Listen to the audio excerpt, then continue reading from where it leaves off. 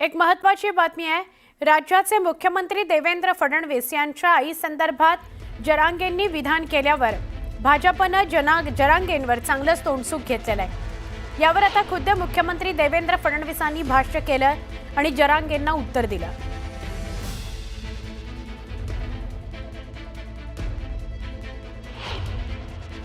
जो आपल्याला छत्रपती शिवाजी महाराजांचा मावळा मानत असेल तो कधीही खालची भाषा वापरणार नाही, कुठल्या स्त्रीबद्दल कोणाच्या आईबद्दल वाईट आणि चुकीचं बोलणार नाही।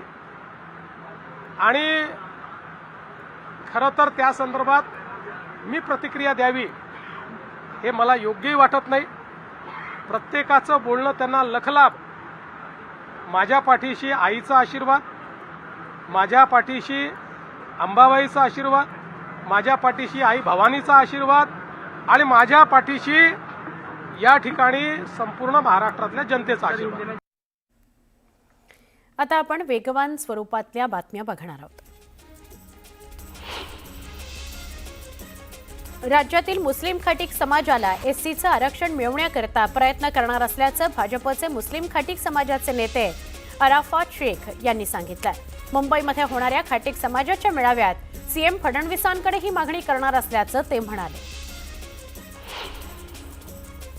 नाशिकच्या इगतपुरी तालुक्यातील इंदोरे भंगारेवाडी आदिवासी भागातील 70 वर्षाच्या महिलेला उपचाराकरता खांद्यावरून नेण्याची वेळ ग्रामस्थांवर आली। रस्ता नसल्याने त्यांच्यावर ही परिस्थिती उद्भवली। पुढचे 4 दिवस राज्यातील काही भागात मुसळधार पावसाची शक्यता आहे। 26 ते 29 ऑगस्ट दरम्यान मुंबई, ठाणे यासह कोकण आणि घाटभागात काही ठिकाणी मध्यम ते मुसळधार पावसाची शक्यता वर्तवली जाते। 29 ऑगस्टला राज्याच्या अंतर्गत भागात मध्यम ते मुसळधार पावसाची शक्यता वर्तवली जाते। मुंबई नांदेड वंदे भारत या बहुप्रतीक्षित एक्सप्रेसला अखेर मुहूर्त मिळाला। आज मुख्यमंत्री देवेंद्र फडणवीस हे व्हिडिओ कॉन्फरन्सिंगद्वारे या ट्रेनला हिरवा झेंडा दाखवणार आहेत। त्यानंतर 28 ऑगस्ट पासून ही वंदे भारत ट्रेन आठवड्यातून 6 दिवस नियमितपणे धावणार आहे। मुंबई जालना वंदे भारत एक्सप्रेसचा नांदेडपर्यंत विस्तार करण्यात आलाय।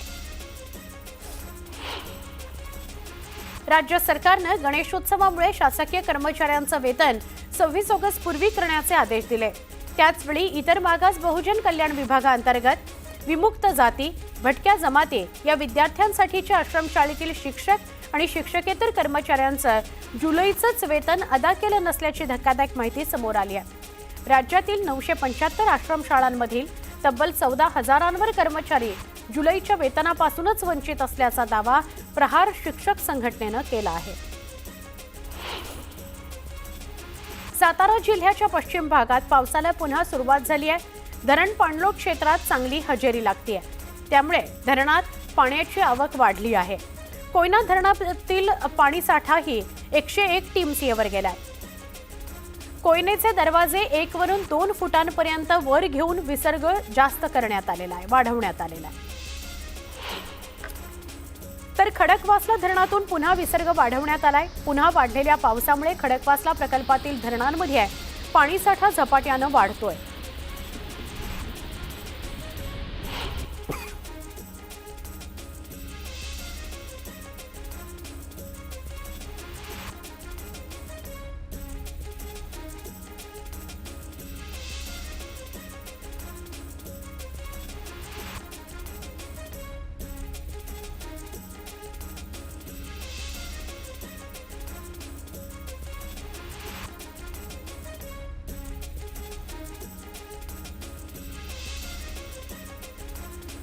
बदलत्या तंत्रज्ञानाचा आणि कृत्रिम बुद्धिमत्तेचा उपयोग पुणे पोलिसांकडून यंदा पुरेपूर केला जाणार आहे।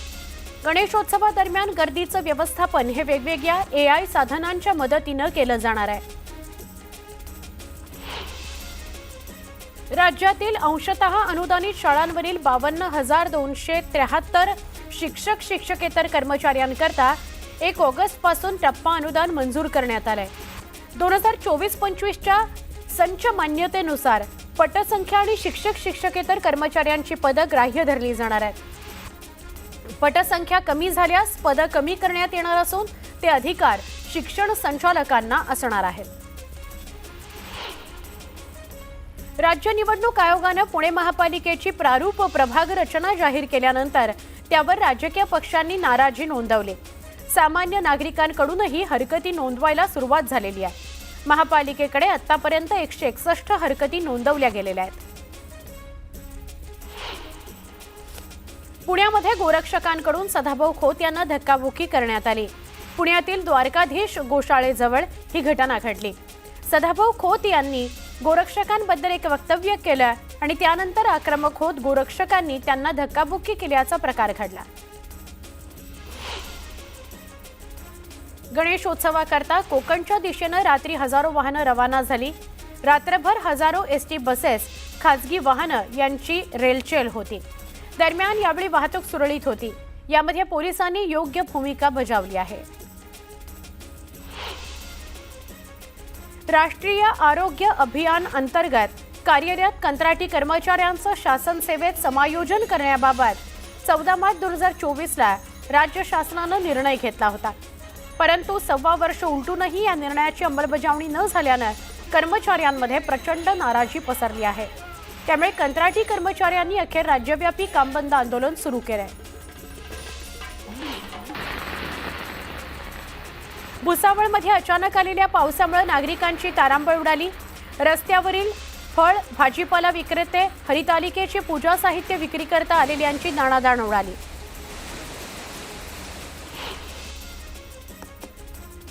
महाराष्ट्र राज्य अंगणवाडी बालवाडी कर्मचारी युनियनच्या वतीनं